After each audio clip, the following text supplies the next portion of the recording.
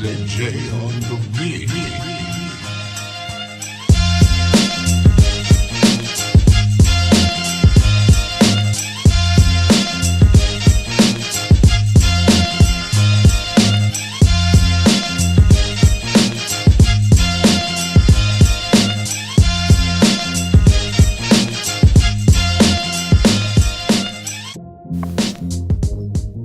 Good evening, everyone, and welcome to the University and the Business School, and especially to our event tonight, Creating Your Own Stories, Lessons from Inspirational Women. This is the first of quite a few events across the university this week to celebrate International Women's Day on Wednesday. My name is Donna Shanks. I work here in the Business School, and I'm your co-host tonight, along with one of our senior teaching fellows, Jill Nurse. The plan for tonight is to share some stories and lessons from our panel of 5 amazing women and to see what we can learn from them. In a minute, I'm going to ask each of the panel members to introduce themselves and tell us their story, and then we will have a question and answer session.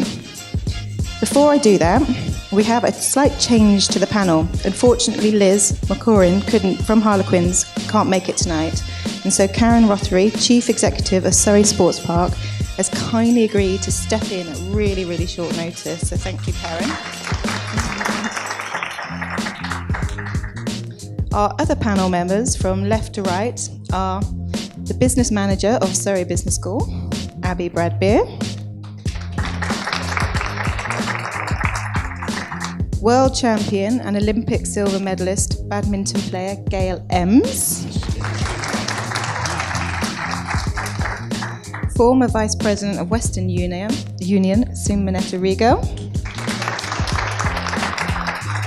And the founder and driving force behind Farrow Creative, Samantha Farrow.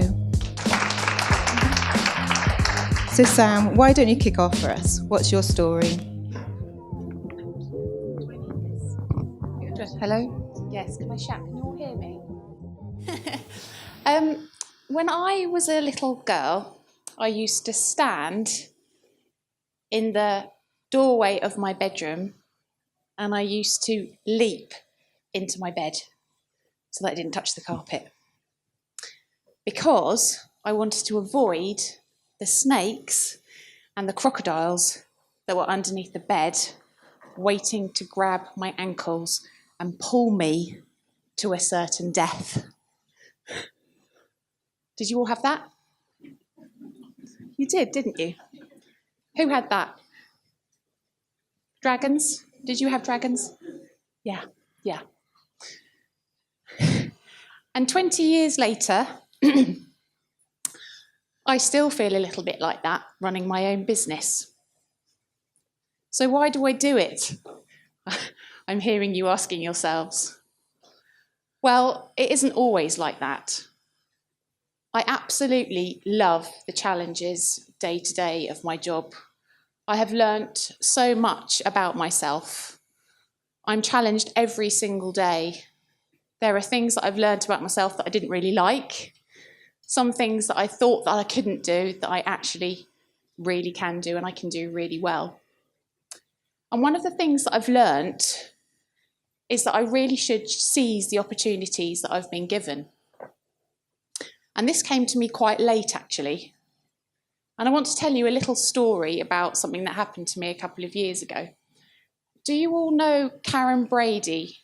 Have you all heard of her? Yeah? For those of you who don't know, she's Vice Chairman of West Ham United Football Club. And she's Lord Sugar's right-hand woman on The Apprentice. And I had the opportunity to go and hear her speak. And I absolutely love Karen Brady. She is my schoolgirl crush. Love her. Don't tell my husband, I'm a bit in love with her. So I decided that I would go along, I would sit at the front, and I would just lap up what she had to say. And I thought there'd be probably a couple of thousand people at this venue, but there weren't. There were about 100. So I plonked myself right at the front. And I sat there and I listened to her for the first half, and it was awesome. She is a really amazing British businesswoman who champions women. And she wants them on boards, and she wants them to not apologise for the fact that they've got kids and they're working. I just love her. If you don't really know about Karen, go and have a look her up.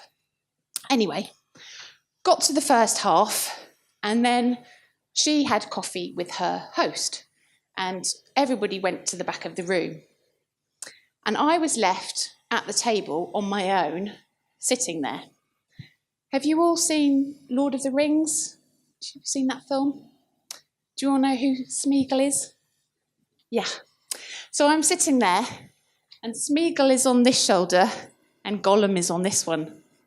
And Smeagol is saying, "Go and talk to the nice lady. Go and say hello to the nice lady." And Gollum on the other side saying, "You're so stupid. She hates you." And Gollum saying, "No, she doesn't. She likes us. Pretty lady. She's a lovely lady." And Gollum saying, "No, she doesn't. You're fat and ugly and stupid." But it didn't matter, because by this time my adrenaline was up. Have you ever had that where you can't see? Was it just me? So I couldn't see, and I found myself standing on the stage this far away from Karen Brady. Karen Brady. It's not her, but it is for the purposes of this. So I stand in front of Karen Brady, and everything stops. The host stops. The people at the back of the room who are getting their coffee stop. And I go up to her with my brochure, and I say, "Hello, my name's Sam Farrow, and I think you're really great, and I'd really love to work with you." And she looks at me, and I think, oh no, she's actually going to tell me to off. And she very, very slowly takes my brochure and starts to turn the pages. And it took about 5 hours. I was there for about 5 hours. So she turns the brochure really, really slowly and gets to the end. By this time, sweat is pouring down my face. Well, we'll call it perspiration because I don't sweat, clearly. And she turns over the back, and by this time, everybody from the back of the room has come to the front of the room, and they're breathing in and out in unison. I have never been so humiliated or felt so stupid in the whole of my... What have I done? So she gets to the back, and she starts to tear off this bit of paper, and I think, oh no, she's going to write F off on it. She's just going to write it on there. She's not going to say it to me, but she's just, to save me embarrassment, she's going to do that. But she doesn't. She writes down her name and her number, and she hands it to me, and she says, "I like you, Sam. I like your work, and I need a website. Come and see me tomorrow at West Ham." Well, I fell off the stage. I did, literally. I fell backwards. I crawled over to my table. I ate 74 pieces of cake, drank 7 cups of tea, and drove home. But then, of course, I had to go to West Ham the next day. So I sat in the car park and phoned my dad, and I said, "Dad, I don't do websites. I don't even do design." And he said, "Get your arse into West Ham." So I did. And 4 years later, I've done 2 websites for Karen Brady. That's 4, but I did 2. And she is an amazing businesswoman. And it taught me that if you don't ask the impossible question, then you don't get. Little old me. So follow your dreams, and however silly and impossible, because let's face it, it wasn't my finest hour,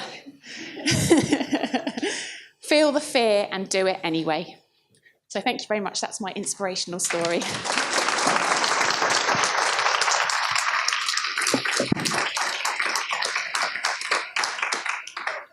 Wow, thank you so much, Sam. That's made me feel inspired about seizing opportunities. So we're going to pass over. Gail is going to be talking next.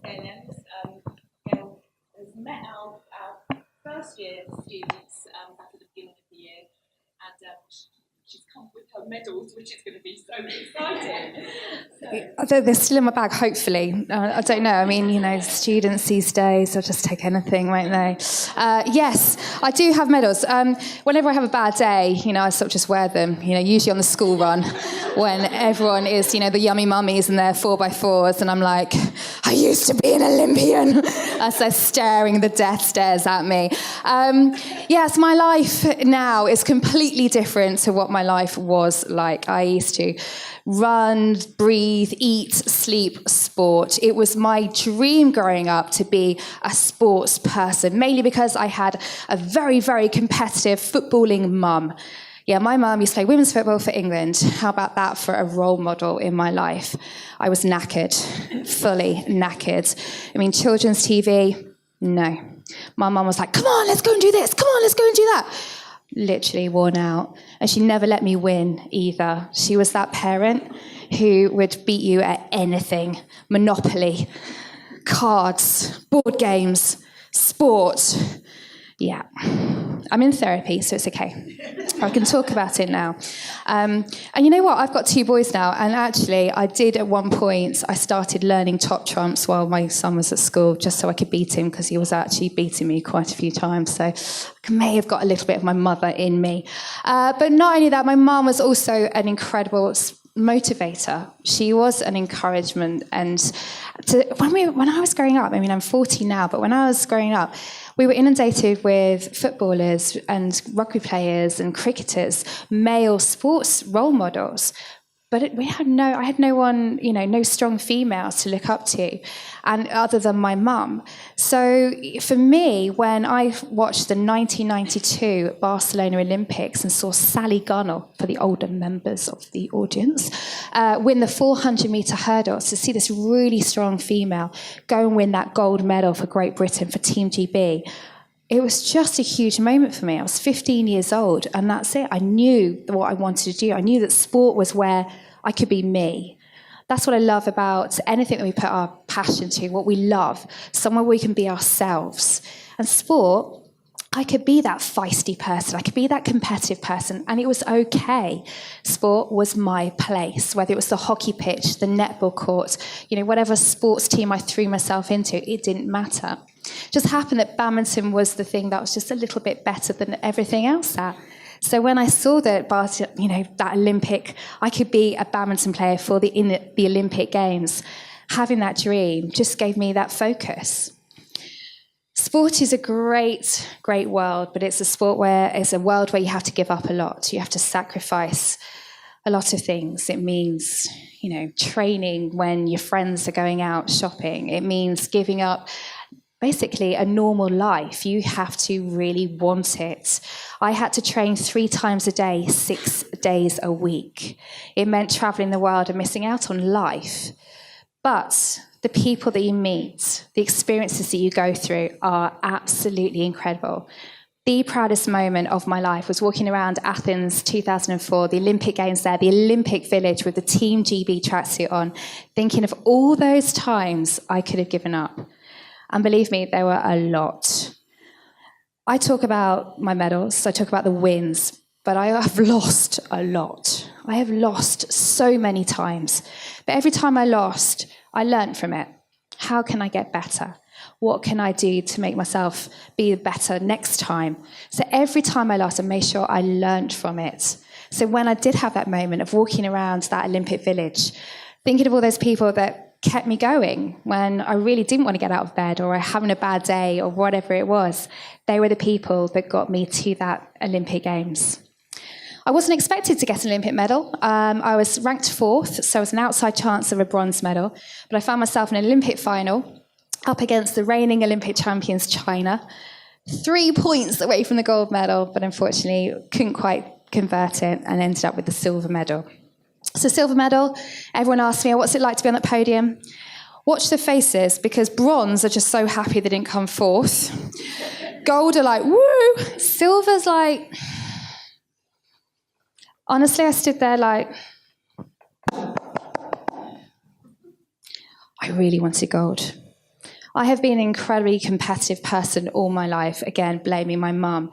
And I played mixed doubles. So I always played against boys at sport. I was always the best girl, so I always had to go and play with the boys. So I played mixed doubles, which was fantastic. I was never scared of the guys. The guys that smash at over 200 miles an hour, and they'll pick on me on the badminton court. I loved that part of sport. So when I stood there and I thought, I want gold, we got round in our team, and It might sound a little bit strange, but I was not the best badminton player. I wasn't the most naturally talented badminton player. But what my coach allowed me and the team around us was we always said, we're going to make the best you. And having that mindset, I can only be me. I can't be the next so-and-so, the next this person. I can only be the best me. And by having that mindset, we went on to win European Championships, Commonwealth Championships, World Championships. Recommend that. It's a really good feeling.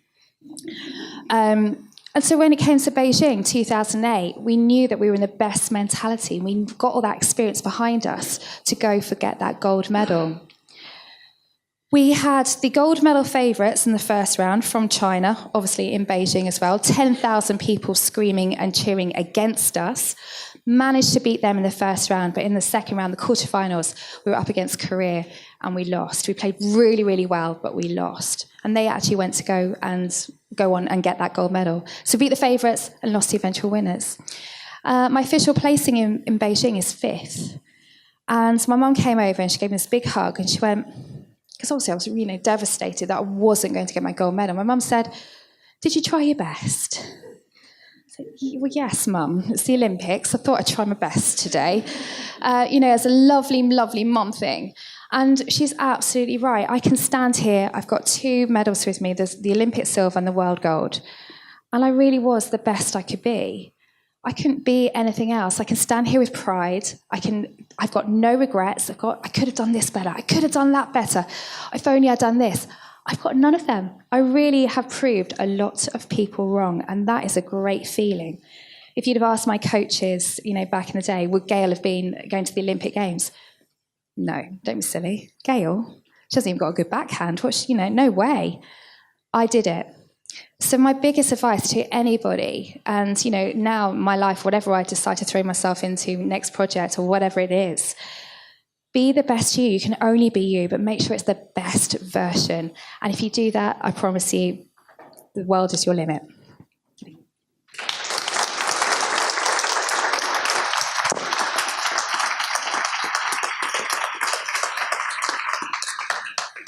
Thank you, Gail. What another inspiring story. I want to know what it takes to make you not give up. So I'm going to save that question until the end.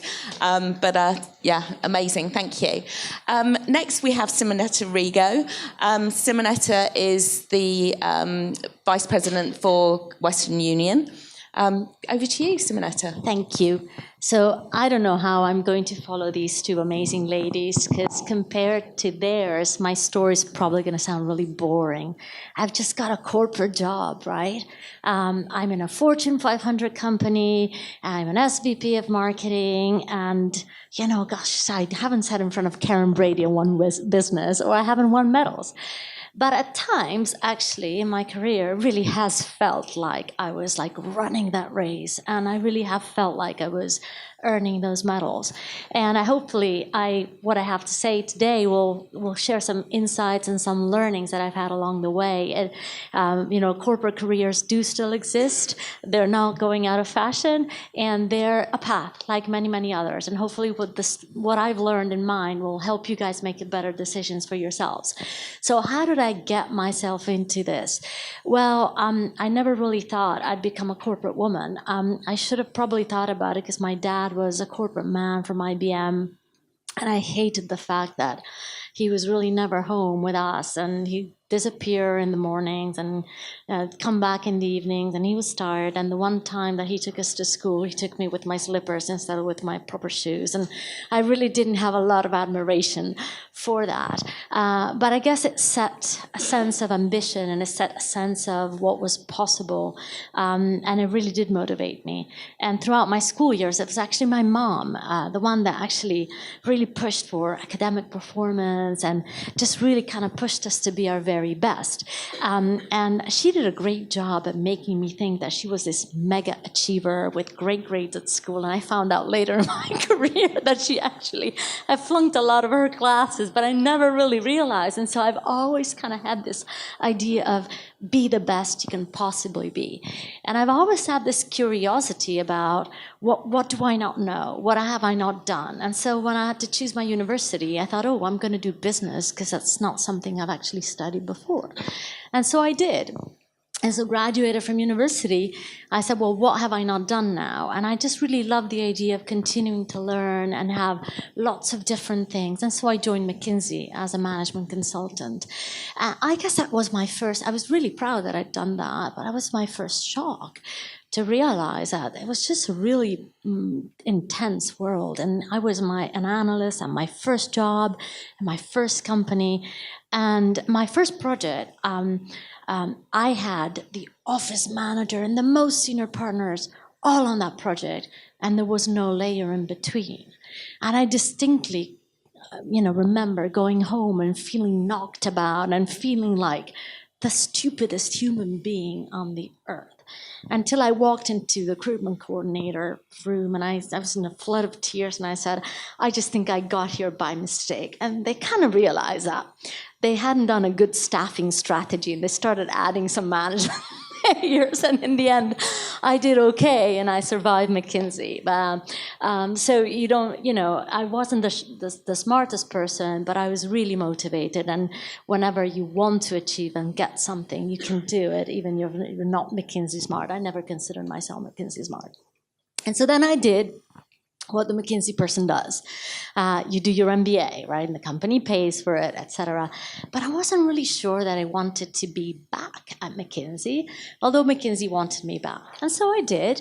I came to London, and I was really excited about I'm going to do these London projects, and McKinsey started sending me to Spain.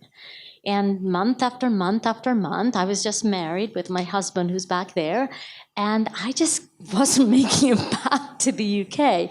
And so I took a very, very brave decision at the time. I resigned. That was my only time that I resigned from a job. I resigned from McKinsey, and I came back to the UK with no job, right? And with lots of excitement about .com and startups, and we had a business idea, and we were just getting started to get going with it, and the whole internet bubble burst, right? So there I was, all of the dreams crumbling, and I had to go back and get a job, right? And I didn't quite know what I wanted to do. And so I started advising startups, and I started getting involved with other startups. And I actually realized that there were some things about being in larger companies that were working well for me. The sense of possibilities without having to, every time go and start something new. And so when American Express had a strategy group, and they were looking for people like me who had some real life lessons about businesses that weren't starting. And I basically went back into strategy, but from within the company. And I did that, and I got promoted really super fast. In 2.5 years, I went from senior manager to director to senior director. And then I rolled out as a VP, chief of staff, for a really important senior guy who had all of the international consumer card business underneath him. And when I was applying for that job, there was something inside me that said, I'm not sure this is really a real job. I'm not sure that this is right for me next. But everybody was like, yeah, go for it. Don't worry about it. It'll be great. It'll be great. Lots of opportunity. And I was actually 3 months pregnant with my first child. And I went. And a few months into it, it was very, very clear there wasn't really a proper job there. And I felt a little bit like somebody had been ticking a box of hiring the pregnant Italian woman because they were coming from the US and they were ticking their diversity boxes. And so I actually was it was one of my lowest points in my career. And I went off on maternity leave, and I'm like, okay, well, I'll worry about it when I'm back. And of course, when I came back, my job didn't exist anymore, and they'd given some version of my job to somebody else. And so I went back into a strategy type of role.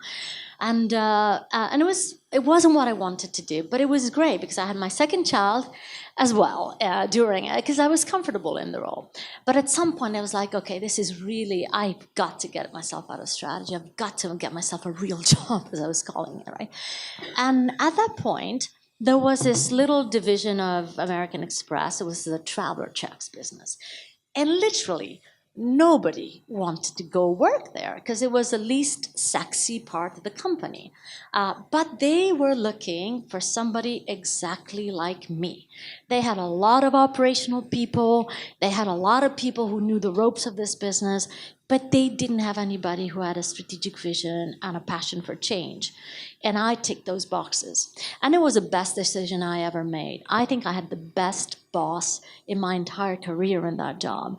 And he just so believed in me, and still does, that whenever I change jobs and I need some career reflections, I call him up and he goes, Simo, you're so good that if you were a stock, I'd invest in you. And when you have somebody that says that to you, you just know that you can do anything you want. And so I did that, and I learned about product management. And so when that job was restructured, I actually was in pole position to get a product development job in prepaid. And that was one of the jobs that a lot of people wanted. So I went from the job that nobody wanted right into the job that everybody wanted, and I got it. And that was great. So a learning here is, from my VP, Chief of Staff job, not all that glitters is gold. There's going to be some jobs that look fantastic, look the part, but they're hollow. They don't give you anything, and then you make you feel like a total failure. And B, then there's the jobs that nobody wants, that are the real diamonds in the rough. They forge you, they shape you, and you find some amazing supporters along the way.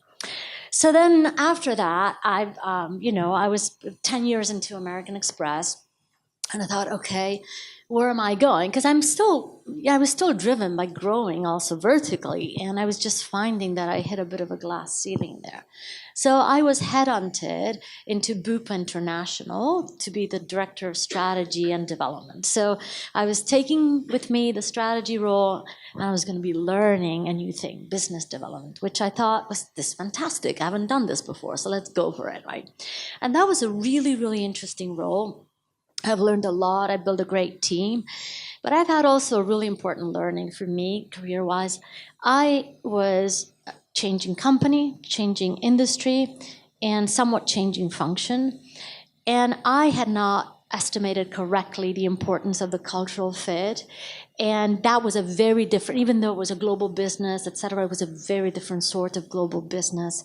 And I think that with hindsight, I wish I'd done a little bit more due diligence of what it was like to work in a company that was a little bit more traditional and not as diverse at American Express. And I learned that I really do thrive in diverse businesses, where you have the Brazilian guy that runs the business, the Moroccan guy who's become a digital expert, the Turkish CEO, and you have the Italian woman who lives in London and works in an American multinational bubble. And these types of companies make the most out of me. I feel most at home, and it's important that you choose a job where you really do feel at home. So 4.5 years into my job at Western Union, again, people wouldn't say that Western Union is the jewel of the crown. A lot of people say, oh, Western Union, dead, fintech. Well, that's not true. Again, the company that not a lot of people want can offer some of the best roles. So 4.5 years into it, again, structures are changing. My job is going. I've now started gardening leave. And I'm really, really excited because I've had the opportunity in the last 4.5 years to turn myself into a marketer. I've held the equivalent of a CMO role. And again, that opportunity probably would never have come in other types of environments. So really, the self-belief, the perseverance, right, the audacity, but the tenacity of pursuing and taking some leaps, going where you're wanted. It's important to know where you want to go, but also don't underestimate that when you're wanted in some place, it's because somebody has seen something in you, right? And you will get a lot of support and a lot of success if you do that. Thank you.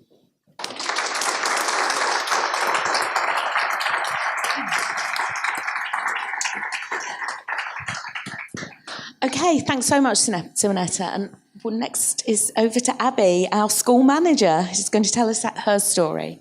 This is my home crowd, isn't it? So there's some amazing stories to follow on from there. When I was listening to them, I was just kind of thinking about my career and where my focus had been. And I don't know whether you can tell from what I'm wearing. I'm all in black. I look more like a GSA student. My first degree is in theatre studies. I was a drama student. I was one in the leg warmers, singing in the halls. Donna's worried because I have a microphone and I might burst into song. But I've promised I won't. I promise I won't. And I wanted to work in theatre. I passionately wanted to work in theatre. I was a little bit nervous about being a performer. It takes a huge amount to put yourself out there night after night after night, and I am lousy at learning lines. Still can't do it. So I thought partway through my degree that actually I'd really like to be a director. I am quite bossy. There's no doubt about it. Sam and I used to work together years ago, yeah. She's been on the brunt end of that.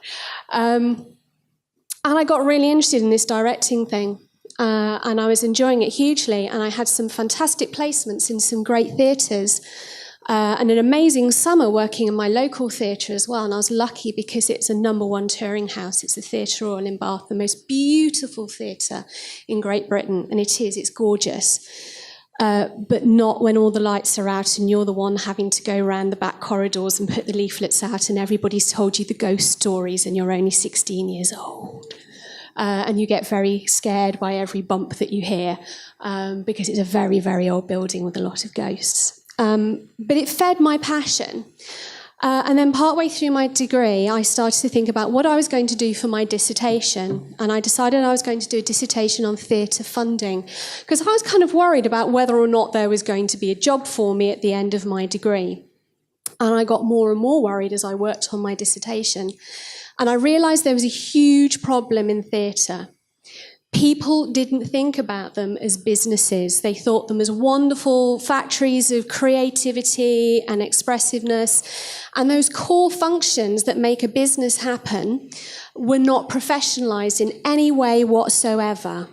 There were very few people with marketing training or experience out there putting bums on seats, developing sustainable audiences that would last forever and solving those big financial problems that theatres had as well. Their funding was being taken away, it was under pressure, audiences were dropping. So I thought, well, Abby, there is no point being an actor, there is absolutely no point being a director because there is nobody out there putting bums on seats for your shows. Why don't you go do that?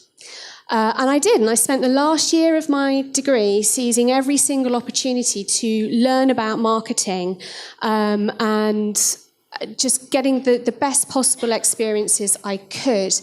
And actually, the teaching team at my university were fantastic, and they saw that that's something I wanted to do, and they gave me the job of running an arts festival, which was a huge task and very exciting because we're in a part of the world that didn't really have arts festivals and only had one theatre, and that belonged to the university and was on campus.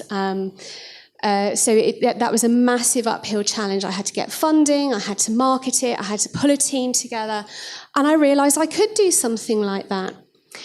So I left university and suddenly realised I was going to have to get a real job in the real world, and I applied for my dream job. It was at a theatre not a million miles away from where I was studying. It was at a theatre in Belfast. And it was absolutely the perfect job, and I had great experience for it. I fitted the criteria, the job profile. That was my job, and I didn't get it. And like every good candidate does, I got in touch and I said, please, can you give me some interview feedback and tell me why I didn't get the job? You looked too young. You can't possibly have the experience we're looking for. Well, I did. I fulfilled exactly what they were looking for in that advert and that JP. So I went away with my tail between my legs and I got an amazing job in retail, and I thought, okay, I'm in this new situation, completely different from what I wanted to do. What can I suck out of it? And I worked my way up and I got myself into a position where I was helping with a major project for that retailer. And I learned about selling and sales, a whole aspect of marketing that I'd only just started to touch on. And I learned about brands and how brands aren't just about logos. In fact, more importantly than that, they're about people. And I took a massive amount of learning away from that. I learned how to have fun at work. It was a really fun organisation and what it was like to be part of a high-performing team. And 6 months later, that theatre phoned me up and said, we're going out to advert again. Would you like to reapply for the job? I said, I haven't changed. I'm still look the way I did. I still look young. And I still have the same amount of experience as when I applied before. Am I really going to get on a plane and fly over to Northern Ireland for you to reject me again? And they said, it's really worth you applying. We made a bit of a mistake. So I applied and I went over, and it found out that the guy they had given the job to had had less experience than me, and several weeks into the job had robbed the place. They learnt a lesson. But be careful what you wish for, because that theatre was in a really interesting part of Belfast, what's called the Golden Mile, which is this sort of strip of theatres and restaurants and nightclubs that's kind of in a safe zone between the Sandy Row, Protestant, and the Ormeau Road, Catholic. And it's where marching happens for around the 12th of July. And this was a long time ago. Back in the day when there was still an awful lot of tension between those communities. An official ceasefire had not been called, and in fact was called about 3 weeks after I left Northern Ireland, which was kind of ironic. So yeah, be careful what you wish for, because I walked into a theatre on my first day with an army checkpoint outside the front door. No computers in the building. We had 2 computers. One computer was for the lighting board, and the other was for the nice lady who came in to do the accounts twice a week. And that was it. Our box office, if you think about the amazing computerized box office systems we have now, sophisticated ticketing, online ticketing, we had some nice ladies in a cubby hole in the foyer with printed tickets, printed floor plans, pencils, and big wooden boards, and that was it. And it was my job to computerize this place and get them up and running and get them into the modern day and put in a box office system. I faced a lot of prejudice. I was the wee English girl who wound up everybody because I wasn't a Protestant and I was kind of Catholic, but I was English. And so, which foot did I kick with, and how on earth did they put me down on the monitoring form? Because back in those days, Northern Irish companies used to have to put in a monitoring form saying, how many Protestants have you got? How many Catholics have you got? Are you balanced? Are you fair? I learned an awful lot about politics with a big P and politics with a small p. I learned what to do in a true crisis, not just a big problem at work, but one of our sister theatres got blown up again. And I knew that the first thing I had to do that morning was get on the phone and offer them an office space and look after them as best I could, even though they were our competitors. I learned a huge amount. It was an absolute baptism of fire for a 21-year-old in their first proper career job. And I loved every single minute of it.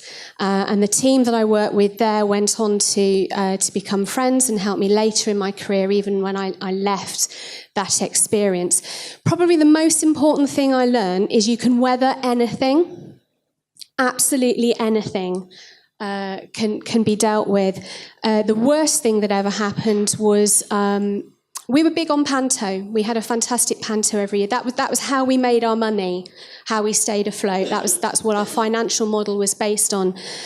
And then the IRA kidnapped our panto villain because they didn't like him living with his boyfriend openly. You couldn't do that. And that, those are the kinds of challenges that I faced in those first 2 years in my career. And I've always remembered that ever since. And it doesn't matter what kind of situation at work I found myself in, I've always been able to think, but the IRA aren't about to kidnap anybody. I've held that learning with me the whole of my career. And I think the big takeaway I want to give you is rise to every challenge, enjoy every challenge, and don't stop learning. I used everything I learned on my degree and in my placements in that first challenging role. Everything.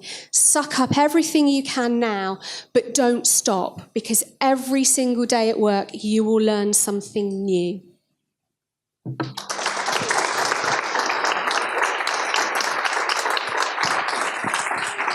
Wow, okay. I don't think anyone can top that, the IRA kidnapping the Panto villain. Okay. Kathy, it's your job to now try and follow that one. Kathy Rothery, the CEO of Surrey Sports Park, is going to be talking to you next. Well, thanks, everyone. It's not even like being brought in off the substitutes bench. It's like going to watch your favourite netball team and being told to come out of the audience, get your kit on, your goal shooter tonight. So forgive me if I am not as well prepared as my amazing colleagues here. Well, I don't even know what to say.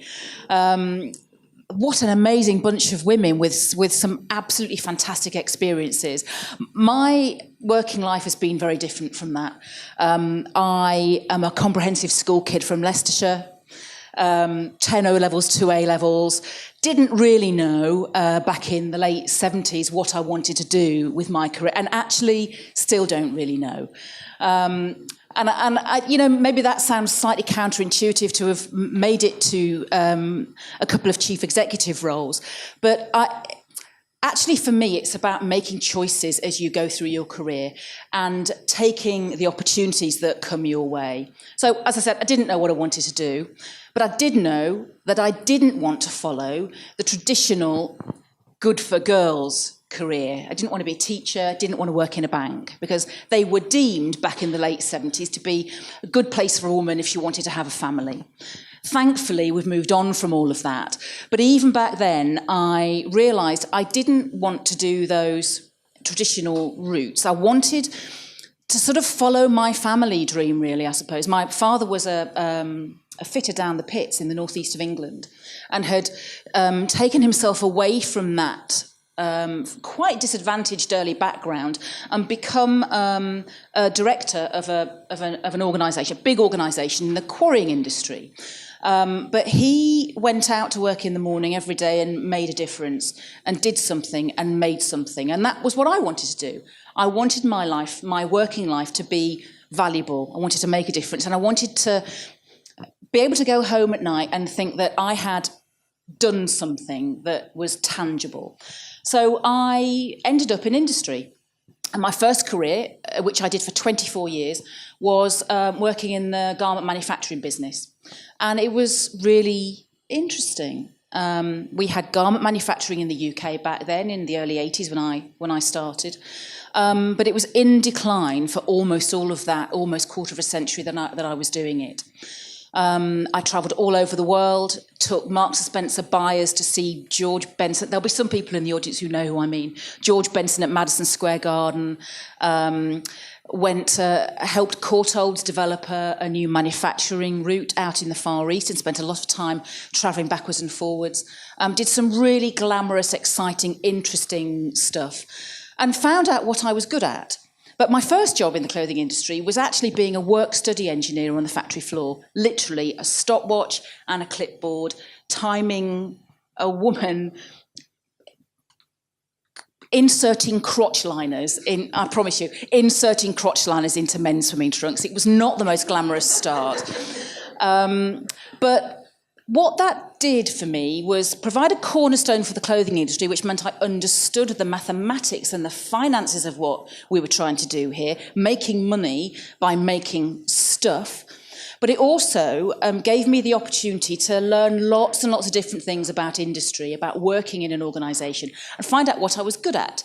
So I took every single opportunity that came along. Started off working in Alfreton in Derbyshire, went to Llanelli in West Wales, came to London, started doing work in sales, marketing, product development and running design teams, and found out what I was good at. And actually, it turns out I was quite good at selling. I was quite good at strategy, quite good at understanding what made that bra a good seller on the high street. And was at a manufacturer during the 90s when we were making, and this is a lot, 15,000 dozen pairs of men's boxer shorts every single week. That's about 10 million boxer shorts a year. Making very good margin on it, but I was good at all of that and learned so much about business. Fast forward to 24 years in the industry, and it's dead on its arse, frankly. The garment manufacturing in the UK is completely gone. I was running a 30-odd million pound turnover lingerie business for an American conglomerate by then, and with 75 people working in my team in Nottingham, was told by the American owners that we had to lose half our overhead and cut back in the UK. So I took half of my team over to China and Sri Lanka and India, had them transfer their skills, and I knew I'd known a lot of these people for a long time, transfer their skills to the workforce out there in the Far East and come back and fire them. And I remember thinking, I actually can't do this anymore. So I made a choice then to change my life, to change my working life. And I still blame Sebco, and perhaps shouldn't say that today after the news that's come out this morning, but he had just taken over the bid for the Olympics. And we hadn't got it, but I knew we would get it. So I decided I wanted to be part of the adventure. So I gave up my job and took myself off to Loughborough University to do a master's in sport and leisure management. My colleagues and my family and friends in particular said to me that that's a brave decision. What they actually meant was, you are bonkers. What a crazy thing to do with a successful career in the clothing industry and a good, safe job. But it felt right to me. I knew that it was the right thing for me to do at that time, and that there was an exciting and interesting career. I obviously had no job to go to. I didn't know what I was going to do when I walked out of Loughborough a year later. And I still don't know how it happened, but I handed in my final year project on a Friday afternoon and started work at England Netball the following Monday morning, when I was their commercial director for 3 years. Took that opportunity. It was not the level that I was used to operating at in the clothing industry. It was a very different role with a much lower level of responsibility, but it was an opportunity and I took it. Then 3 years later, Bucks, there'll be people in the room who know what Bucks is. It's the organisation that delivers university sport for the whole of the UK. And somebody came to me and said, come along, and I didn't want to do it. Bucks had a terrible reputation back then. I didn't know anything about higher education sport. Went along for interview practice, and that is the absolute truth. Didn't expect to get the job, didn't want it. But when I walked out of that interview, I had made a connection with the chairman, and I knew we shared the same values, and I knew that he would be amazing to work with. And I kicked myself, because actually it wasn't my finest hour, and I really didn't expect to get the job. But they saw something in me, that match of values, that connection between me and the chairman. And I think we just all knew that it was going to work. So I went to Bucks, and I was there for 8 years. But it was about taking an opportunity that all the signs said, don't take the Bucks job. It was a financial mess.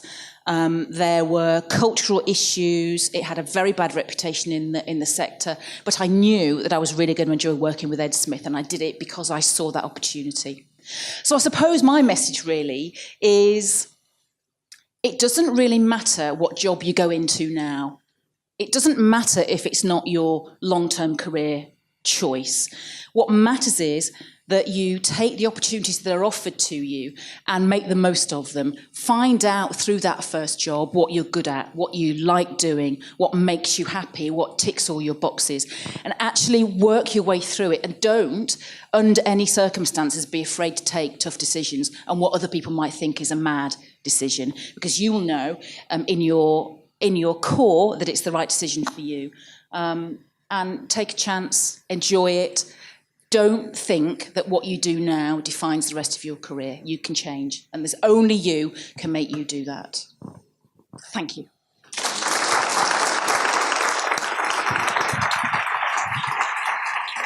Wow, okay, so you've heard from all of our speakers now some really incredible stories. I keep hearing some similar themes coming out: seizing opportunities, going outside of your comfort zone. Kathy talked a lot about values and checking how your values match with those of the firm that you're going to work with.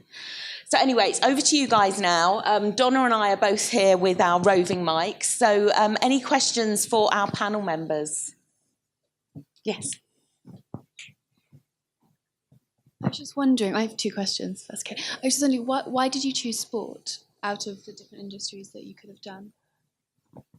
It just seemed like such an exciting place to be. I'm actually rubbish at sport, always have been. Did the normal things at school, netball and hockey and swimming.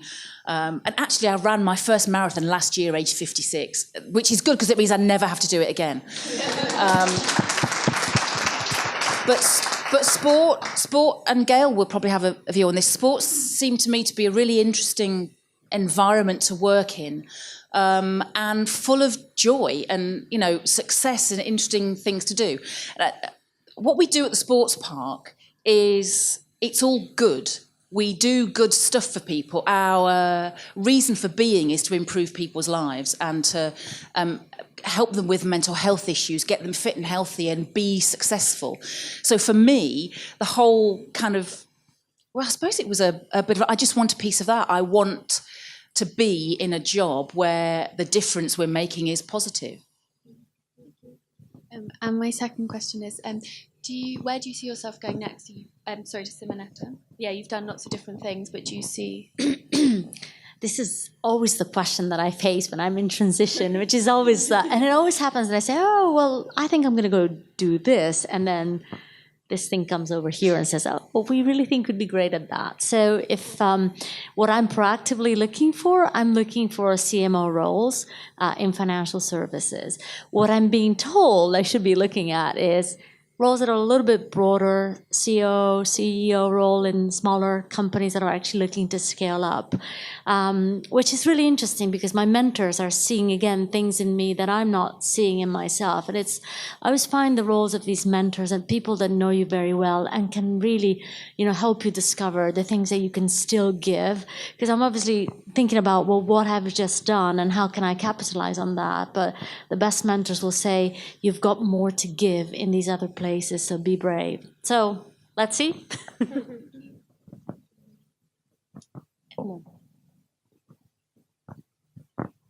This one's for Gail, and it's just touching on what you said about mentors. How do you choose the people that you surround yourself with, and how do you choose your mentors, and how do you know which people to kind of block out and ignore criticism, but how do you know which ones to take on? You'll always have criticism. You'll never, ever go anywhere without criticism. As a sports person, I would, we'll watch a football match, say the England men football, we'll all have a favourite player and someone we think is rubbish, and everyone will have a different opinion. I grew up with lots of people, oh, Gail can't do this, or, I don't like the way she plays, or anything like that. Everyone's entitled to their opinion, and that is what it is. It's not you, it doesn't define you. No one's opinion does.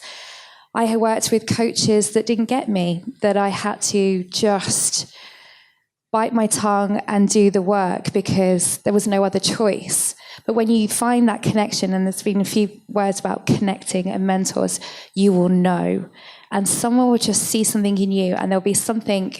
When I first met the best coach I ever had, a guy called Andy Wood, when we first met, we both didn't get each other. I didn't get him, I didn't get his philosophy. He was quite chilled out, very laid back, quite hippie-like, and I'm more army-like, come on, let's go down, let's go and work hard, really like that kind of mentality. So we're both these complete opposite people, we're just staring at each other going, this isn't going to work. Yet he just allowed that feistiness to come out. He allowed that, my personality. And I was a bit like, he's not challenging me. Why is he not fighting me? This is what my coaches do. They tell me off and then they tell me to do this. He never did that. And then he he became a coach mentor. He just allowed me to work it out for myself. And suddenly you realize it's a mentor, it's someone who allows you to be you. Again, you'll know it when you are in that situation. And when you have that person, you'll never let them go. Believe me, you'll ring them up all the time. Hello, help, help, help. But that's what it is. I think you can pass that on to someone as well. What I love is the fact that mentoring, just because you're being mentored, doesn't mean that you can't mentor as well. And you learn those skills, and that's great to pass that on as well. Wonderful. This question's for Simonetta.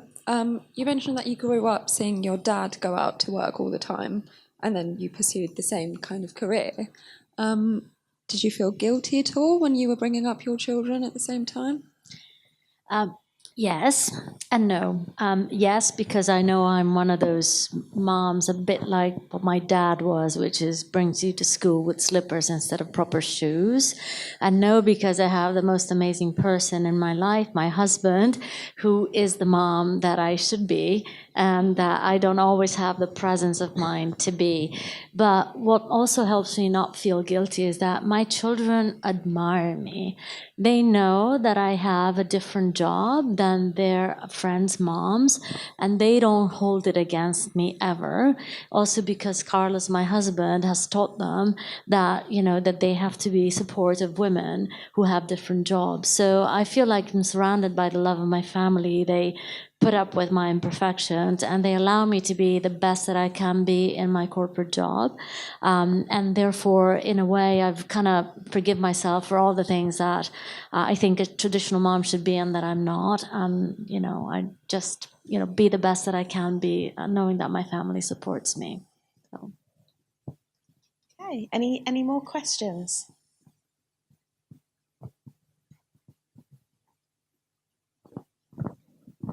Ask one more. Gail, when you said that you lost a lot of times, that actually gave me goosebumps, because I thought, okay, that's true. We do tend to lose quite a few times and then feel really down about ourselves. What did you do to just keep going still? I hate losing. Don't ever, please don't ever think that I like losing or anything. I'm the world's worst loser. I sulk, I have a strop, everything.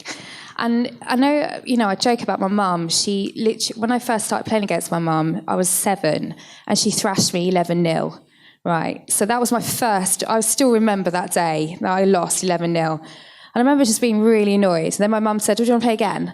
So I said, "Yeah, all right then, maybe she'll be nice to me." No, she thrashed me 11-0.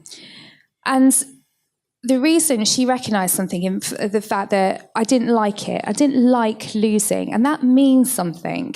The fact we don't like losing means that you care and you want to do something about it. And my mum, like I say, recognised it. Didn't work with my brother and sister, by the way. My sister just went, oh, whatever, and just walked off. She didn't care about the competition.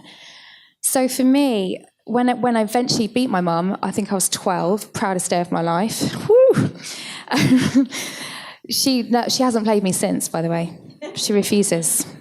Until I was 8 months pregnant. She challenged me to a game of badminton. I was the size of a whale, and she's one up on me at the moment, and she's very busy. She seems to not want to play against me anymore.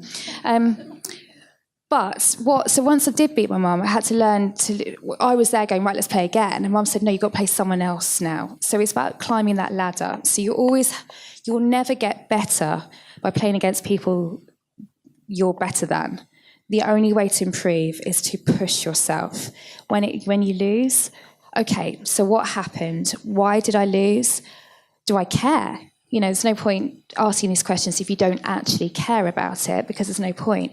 Right, how can I do? What can I get better? How can I learn every single time? And so when you do beat that person, you've got to climb that ladder, then you find someone else. So again, that's why it's true that I've lost so many more times than I've won, but those wins mean more because you've put that effort in and you've thought about it, and like I say, it's your emotion, it's part of you, your soul that goes into it. And like I say, I wouldn't have been able to do that if I didn't care and put that emotion across. So every time I lost, I'd just drop it out, have that emotion come out because I cared so much, and then within 10-15 minutes how can I get better? What happened? Why were they better? And you just go through it. And it's gone, it's done. I can't change a loss, I can't do anything about it, but what I can do is learn from it. Thank you. And are we going to see the medals? I'll pass them around. I'm still quick, so don't do a runner. Okay, and one more question from one of our gentlemen here. Sorry, what is it? Abby? Simonetta? Hi, Simonetta. I just have a question for you. So you spoke about the dot-com bubble and also about the 2008 financial crisis. So how did you adapt in times of uncertainty? Well, I guess those are times when you grow a lot and you realize that you shouldn't be naive about things. And again, it's not all that glitters is gold. So you just kind of roll up your sleeves and you just polish your shoes and you get back out and you go back out and interview for jobs and you put yourself out there. And similarly to when you lose in a game, it's the same thing. You get knocked down, you feel sore, you let it out, you wallow, and then I guess the mind is amazing because it just turns that into gold nuggets for your next experience. So I think that you guys are here learning, and this learning agility is the way you adapt in those times of uncertainty and reframing who you are, what drives you, because you have so much, you're not defined by, a fad of an internet thing. You're not defined by what happens around you. You're defined by the things that you're capable of and that you believe in. Yeah. One more question. How did you transfer your skills to the digital age? Since I assume that you're working since the 90s, I believe. Mm-hmm. So how did you transfer those to the digital age? Well, again, it goes back to learning, right? And as that boss that was a big fan of mine said to me, when I got that job, I didn't know anything, but I was so lucky that I was sandwiched between a boss and a team that both knew more than I did. And so I'd learn a lot from my teams. So I had the privilege of having some amazing heavy hitters in social media and digital marketing based in San Francisco that I learned a lot from. And then I keep myself really up to date with reading a lot. And there's so much, you guys are so lucky today, right? I didn't have the internet. You guys just press a button, not even press a button, you speak into a phone today and the information comes right at you, right? So as long as you can learn, you can reinvent. Thank you so much. Any last questions? Yeah. Let's go to this lady at the end. I just wanted to ask about any experiences you could share about sometimes being in maybe a male-dominated environment and how you've helped other women to move on up. And that's to all of the panel, really. Is there any experiences that you'd like to share of how you've been able to help maybe another female co-worker and you thought, actually, I could lend a hand and mentor or coach them to move forward as well? Shall I answer that? Okay. Yeah, I've always been a bit bloody-minded. I don't think I recognise the difference between men and women. My dad's always told me to just shut up and get on with it, in a good way. So, but I've never taken any rubbish. So I have been sort of sexually harassed at work. I've been bullied at work. I've been bullied by women and men. And I've never taken it lying down, ever. So I've always stood up and said, me too. And I think if a female co-worker came to me and said, this is happening to me, I'd probably be standing right beside her, yelling at the top of my voice. And I think that's how you break down barriers. If you kind of pretend that it hasn't happened, then you're kind of allowing yourself to be part of the problem and a bit of a victim. And, although there are victims, I think that we should all stand by each other, men and women.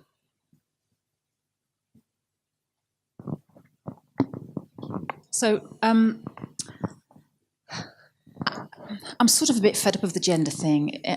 I've been banging on about gender equality in the workplace for as long as I've been at work. But I found the way to deal with it is actually to make it fair. So when I was at Bucks, you get to a position in senior management, and often you're the only woman. So what I did was made sure that we recruited absolutely on experience and skill, and put in our governance as an organisation that we would always aspire, not always necessarily achieve, but always aspire to 50% of any single gender on the board. We had 50% of our workforce were women, and I think you have to have equitable expectations. So in the sport business at the moment, national governing bodies are required to have a 30% female composition on their boards. For me, that is inherently inequitable. So that's why I said we have to aspire to always have 50% women on our boards, and you just have to live it and do it and make a difference. And I think, as Sam said, just not stand for it. Sport, I'm sorry, sport is a man's world. It really is. It's a lot, even as a culture, a British culture, you'll have more boys playing sport than girls. When you're an athlete, you think about the attributes that I would portray. You know, I've got to be feisty on that court. I've got to be competitive, slightly arrogant. You know, these are attributes and characteristics we associate with men. You have to be one of the boys to be in that culture. So it's really, really hard. Characteristics like, being vulnerable or being feminine are looked down on in sport. So it's really hard to try and encourage women into that world, because, to be frank, it's horrible. It's not a nice world in that sense.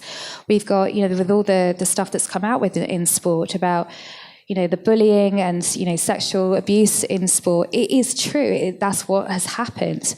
So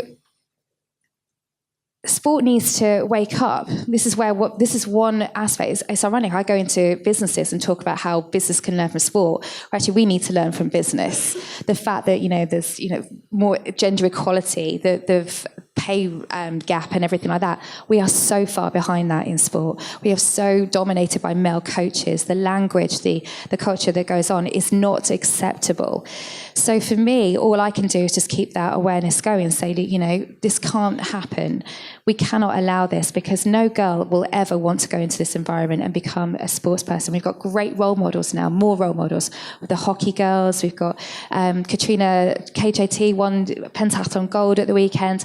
Fantastic role models. And yet, how can we make sure that we get girls into sport? Because at the moment, it's not a good world. So from my point of view, it's still to be out there in the media.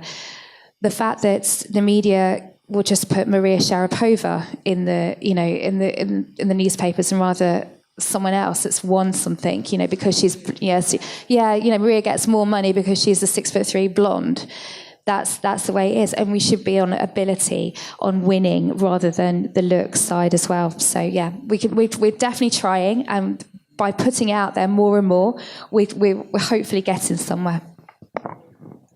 There's a saying that you often hear at this time of year, around the 8th of March every year, that there's a special place in hell for the woman that doesn't help another woman. I'd like to think that actually that is starting to shift a little bit, and we're starting to realise that there's a special place in hell for the human being who doesn't help another human being, and that happens at work too. I think everybody in this panel has probably got a horror story or two or three or more. I'd like to think that the experiences I've been through have shaped me as a line manager, and I see it as part of my job in enabling my team to do their job, and in turning them into a high-performing team to make sure that they don't experience those sorts of things going forward. I have to say, it does break my heart when every now and then somebody will come and ask me a question, as somebody did recently. You've just offered me a job. I'm pregnant. Are you going to take the offer away? No. Absolutely not. You are the right person for that job. And by the way, congratulations. Let's start planning for the best mat leave ever. I think, that did break my heart a little bit in this day and age. But I was, really pleased that I felt 100% confident in this organisation and the team around me that just wasn't a problem. Forget it. Let's just, help you be the best you can in this amazing new role and help you have the best mat leave possible as well. So I'll close off saying that, unfortunately, those women who not only don't help, but sabotage actively do exist. It's not the norm, but I've had it happen to me, and it seriously hurt my career chances at one of the companies that I worked at. And so it's really important that you guys, of course, support each other regardless of gender, but particularly among women. The sisterhood is so valuable and so important. Don't be one of those women that tries to advance at the expense of other women. Be one of those women that supports, because you know that it's hard enough, that you don't need another sister dragging you down. And my best experience of sisterhood actually has been at Western Union, where our CEO created the Women at Woo group. And it's an advisory panel of 12 women who got together to advise on gender equality. And the trust and the bond that we have experienced among ourselves, the support in the easy and difficult moments in our careers, is just priceless. And I will always bring that with me wherever I go next. And those are actually now friends for life, not just corporate friends. So it really does matter, and you can make a difference. It's not a zero-sum game. Right? I've never had it happen to me that I've helped somebody and it hasn't come back with interest.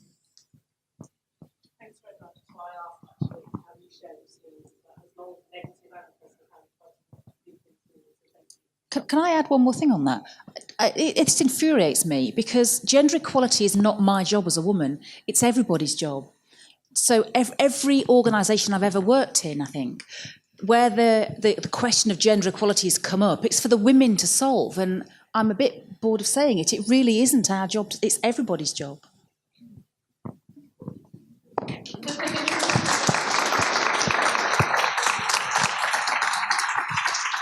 Okay, well, I would just like to say thank you to all of you for your really insightful questions. I think we saw some really interesting themes coming out from these amazing women. And for me, one of them was, be the best that you can be.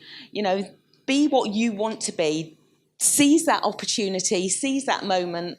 And don't let those barriers get in the way. There's any of my students here that know, I've got 4 children, I've never not worked. I remember deciding to move from a commercial industry into academia, and my 3rd child was 3 months old, and I was going out teaching in the evening to get my teaching hours. So you really can manage to progress your career and make use of the things that make you individual and make you brilliant. So I hope these amazing women have inspired you and given you some ideas for your career. So thank you all for coming. We've got some brilliant refreshments over the back and an opportunity to meet some of these ladies and speak to them in person. So thank you. Thank you.